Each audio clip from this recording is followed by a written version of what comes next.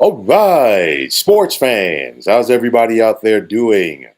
William Martin coming at you one more time here on YouTube with another edition of the 300 Pounds of Sports Knowledge Podcast.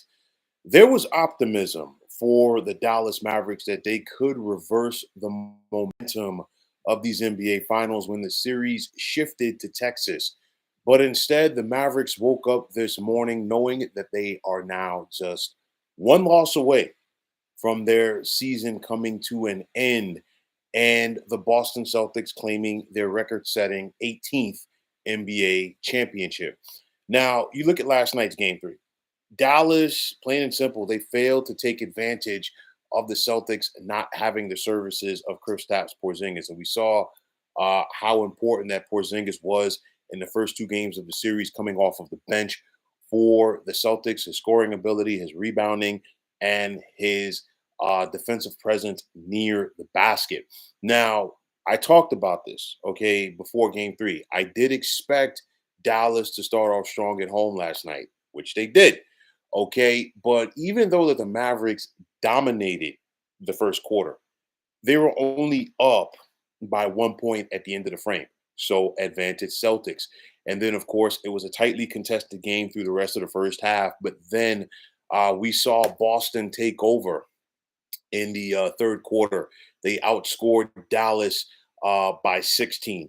And then, they extended that lead to 21 early on in the fourth. So basically, we saw a Celtics team with a 34-point swing because remember, at one point, they were down 13 points last night in the first quarter. They were able to flip that around and put the Mavericks in a 21-point hole with about 10 minutes or so left in the contest last night.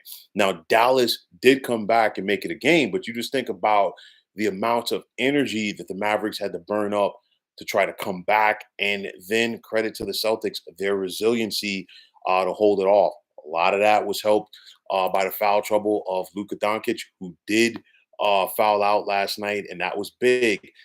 You think about Doncic and what he's meant to the Mavericks for the last couple of years, and of course, he still had 27 points last night, but on 11 of 27 shooting. And then, of course, like I said, fouling out is not going to help the cause. But for me, the biggest thing, and I talked about this after game two, it's at the end of the day, the Celtics are out hustling the Dallas Mavericks. And when you see the Celtics make a defensive play and they turn that into a fast break opportunity, okay, it's not just one guy from the Boston Celtics getting to the basket. It's a wave of guys. It's three or four guys on one Dallas defender. They are putting the stress on that Dallas defender. And it's not a modern day thing, okay, where we're talking about it's a 3-on-1 fast break and everybody's just lining up at the 3-point line. No, the Celtics are putting that stress on this Mavericks defense and they are getting to the basket for the easy two, and it's making a difference in this series. And like I said, they are outworking them. I said this after game two. Effort is something that you can't coach. Just like, playing defense, it has to be a mindset. And the Celtics have played better defense throughout this series. They're also outworking the Dallas Mavericks throughout this series, and this is a big reason why, or part of the reason why, Boston is up 3-0. We did see Kyrie Irving finally get it going last night for the Mavericks. He did have 35 points on 13 of 28 shooting, but at this point, it's too little, too late. They needed one of those performances from Kyrie in games number one or two, and right now, it ain't looking good for the Dallas Mavericks. Plain and simple, Boston's a better team, okay? And that is a big reason why Dallas is up against it. Credit to Joe Mazzulla, because for me, it's Boston's execution. That is the reason why they're up 3-0 in this series. Okay, it's fundamental old school basketball. They're playing defense.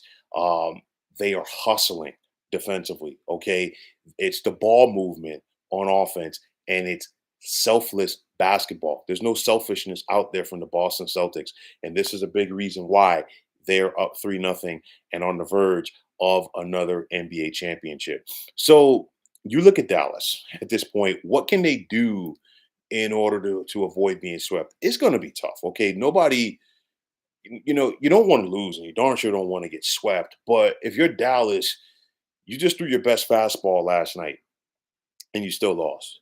Okay.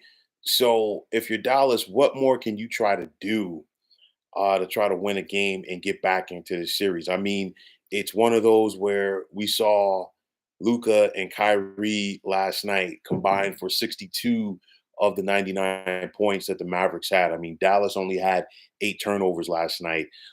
They out rebounded the Boston Celtics, but again, they only shot 9 of 25 from three. They shot 44% from the field. I mean, it's one of those where you look at it, I talked about other guys on the Mavericks needing to step up. PJ Washington is a good role player for the Mavericks. He's not going to be a guy that's going to consistently give you 20. And, it's a lot of guys like that on this team. Okay. They're built around the strengths of Kyrie Irving and Luka Doncic. But at the end of the day, too much depth, too much talent for the Boston Celtics. Losing Porzingis was big. Okay. But the Celtics have known throughout the season how to play without Porzingis, whether he was out for injury during the regular season and, of course, for the bulk of the Eastern Conference playoffs. But nonetheless, Dallas is up against it. And honestly, I would really be shocked if when the Celtics get on a plane heading back to Beantown after Game 4, that they are not in possession of the Larry O'Brien Trophy as well. Plain and simple, Jaylen Brown is your MVP of the series. He's done it at both ends of the floor. You're talking about a guy who's 6'6", crazy length, a tremendous perimeter defender, and most importantly, he is seizing the moment. Okay, he has put this team on his back. There's a lot of stars in this team. There's a lot of talent on this Boston Celtics team, but Jaylen Brown has really stepped up. Some people question him getting that $300 million extension from the Boston Celtics. This is why you do it right here, because he is a big reason. I know I've been using that term a lot right now, but he's a big reason why the Boston Celtics are about to win the NBA championship.